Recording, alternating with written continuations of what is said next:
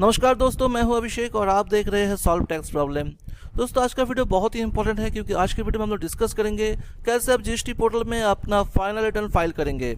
अब दोस्तों काफ़ी सारे लोगों को कन्फ्यूजन होता है कि ये फाइनल रिटर्न है क्या। अब बता दूं, जिनका रजिस्ट्रेशन कैंसिल हो चुका है या फिर जो अपना रजिस्ट्रेशन सरेंडर कर चुके हैं उन्हें 3 महीने के अंदर कैंसिलेशन ऑर्डर आने का 3 महीने के अंदर फाइनल रिटर्न फाइल करना ही है, वरना देना पड़ेगा काफ़ी सारा लेट फी और पेनल्टी। अब दोस्तों ये बता दूं किन के लिए एप्लीकेबल नहीं है। वो है input service distributor, non resident taxable persons required to deduct TDS under section 51, person paying tax under section 10 मतलब corporation tax payers, and persons required to collect TCS under section 52। इनके लिए एप्लीकेबल नहीं है, इनको छोड़ के सबके लिए एप्लीकेबल है। ठीक है दोस्तों, तो फिर आप ध्यान से देखिए इस वीडियो को। अब दोस्तों इसके लिए आपको सबसे पहले जाना पड़ेगा सर्विस, उसके बाद रिटर्न, फिर दोस्तों देखिए लिखा हुआ है फाइनल रिटर्न, यहाँ पे आपको क्लिक करना है। यहाँ पे देखिए क्या लिखा हुआ है, it is mandatory to file GST R ten to the tax payers who are required to furnish return under section 39 subsection 1 once registration has been cancelled and or cancellation order is issued। अब यहाँ पे एक चीज बोला गया है कि आप नील रिटर्न भी फाइल कर सकते हैं, पर कब होगा?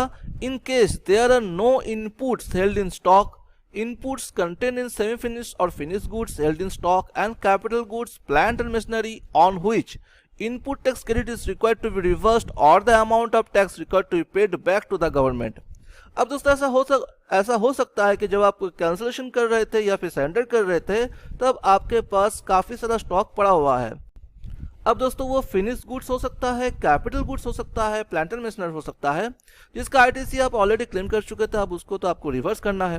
अगर ऐसा अगर सिचुएशन है तो फिर आप नील फाइल नहीं कर सकते, आपको उसका डिटेल देना पड़ेगा जो मैं आपको दिखाऊंगा जीएसटी रिटर्न पे। अगर कोई भी आपके पास स्टॉक नहीं है तो फिर आप नील फाइल कर सकते हैं। अब देखते हैं कैसे आप डिटेल देंगे। ठीक है दोस्तों, इसके लिए आपको लेके चलते हैं जीएसटी रिटर्न के अंदर। यहाँ पे देखिए प्रिपेयर ऑनलाइन, प्रिपेयर ऑफलाइन।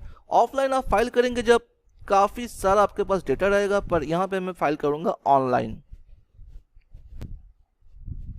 सबसे पहले दोस्तों एक खास बात, ये जो एड्रेस फॉर फ्यूचर कॉरस्पॉन्डेंस यहाँ पे है, इसको आपको सेव करना है क्लिक करके। ठीक है, आपको यहाँ पे सबसे पहले आपको यहाँ पे क्लिक करना है और फिर पूरे के पूरे एड्रेस यहाँ पे आपको चेक कर लेना है और फिर यहाँ पे सेव कर लेना है दोस्तों। देखिए दोस्तों उसके बाद देखिए यहाँ पे दिया हुआ है सीए सर्टिफिकेट, ये क्या होता है। अब दोस्तों यहाँ पे मैं आपको सबसे पहले दिखाता हूँ ये 2 ब्लॉक। यहाँ पे सबसे पहले देखिए जो सेक्शन है 8A, 8B और 8C, इस पे है गुड्स डिटेल्स विद इनवॉइसेस और यहाँ पे है 8D goods details without invoices.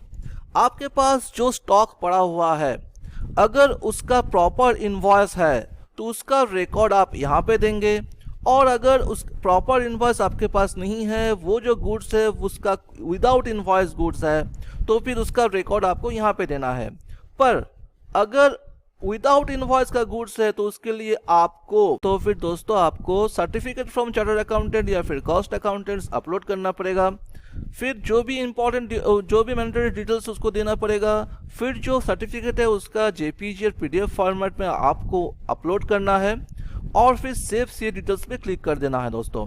ठीक है, तो देखिए यहाँ पे क्या क्या चाहिए। आपका फॉर्म का नाम चाहिए जो सर्टिफिकेट इशू कर रहा है, सीए फॉर्म हो कि कॉस्ट फॉर्म हो, जो भी है। फिर जो सर्टिफाई कर रहे हैं चार्टर्ड या कॉस्ट, उसका नाम चाहिए, मेंबरशिप नंबर चाहिए, सर्टिफिकेट इशू डेट चाहिए। फिर यहाँ पे ब्राउज करके वो सर्टिफिकेट आपको यहाँ पे अपलोड करना है और सेव सी डिटेल्स में क्लिक कर देना है। तो ये कब लगेगा दोस्तों? जब आपके पास स्टॉक है विदाउट इनवॉइस का। ठीक है, ये कैसे पता चला दोस्तों? फिर से हेल्प में देखिए यहाँ पे बोल रहा है कि देखिए certificate from chartered accountant cost account needs to be uploaded if details are uploaded in table 8D। और टेबल 8D किसके लिए है? Without invoice. अब दोस्तों यहाँ पे देखते हैं कि क्या क्या डिटेल्स हम लोगों को फिलअप करना है। सबसे पहले यहाँ पे जाएंगे विथ इनवॉइस सेक्शन पे, ऐड डिटेल्स।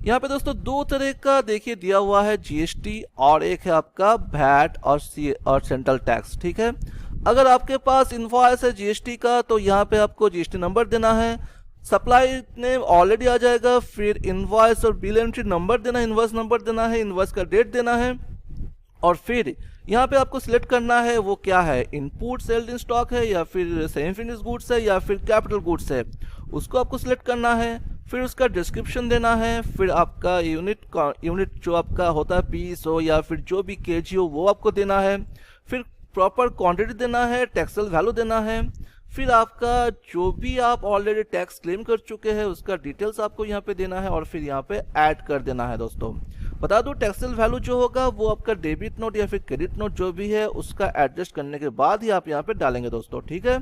ऐड करने के बाद आपको सेव कर देना है। और अगर ऐसा कोई इनवॉइस है जो कि पुराना है, वैट इसमें है, देखिए यहाँ पे वैट नंबर देना है, फिर बाकी सब आपका सेम होता है, ठीक है। अब दोस्तों मेरे लिए यहाँ पे कुछ भी एप्लीकेबल नहीं है तो फिर मैं यहाँ पे कुछ भी फिलअप नहीं कर रहा हूँ।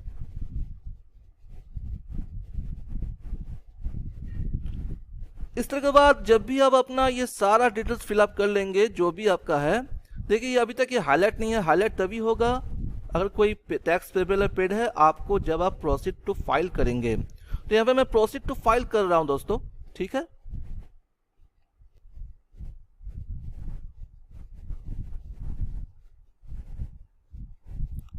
Proceed to be file request has been received, please check the status in some time. अब थोड़ा सा यहाँ पे रुकना पड़ेगा दोस्तों, मैं यहाँ पे थोड़ा रिफ्रेश बटन को प्रेस करता हूँ। अब देखिए दोस्तों यहाँ पे amount of tax payable unpaid यहाँ पे 0 हो चुका है, ठीक है। अब मुझे यहाँ पे कुछ नहीं करना है, अब मुझे इसके अंदर जाना है दोस्तों, इस amount of tax payable unpaid यहाँ पे जाना है। यहाँ पे देखेंगे कैश लेजर बैलेंस में कुछ भी नहीं है, और अगर कुछ भी मेरा अगर टैक्स लेट फी पेबल कुछ भी यहाँ पे होता तो वो यहाँ पे दिख जाता दोस्तों, जो कि यहाँ पे नहीं है, tax interest late fee payable यहाँ पे नहीं है। अब मुझे क्या करना पड़ेगा, बहुत ही सिंपल है। यहाँ पे मैं डिक्लेरेशन दूंगा, फिर नाम चूज करूंगा, जो आपका ऑथराइज्ड सिग्नेचर उसका नाम चूज करूंगा, और फिर फाइल GSTR 10 पे मैं क्लिक करूंगा। यहाँ पे वार्निंग दे रहा है, इसको यस कर दूंगा।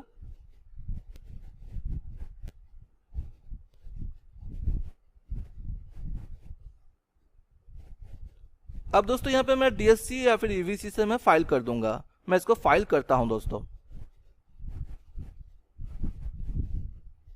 अब यहाँ पे मुझे OTP देना है दोस्तों, मैं OTP यहाँ पे दे चुका हूँ। अब मैं यहाँ पे करूंगा वैलिडेट OTP।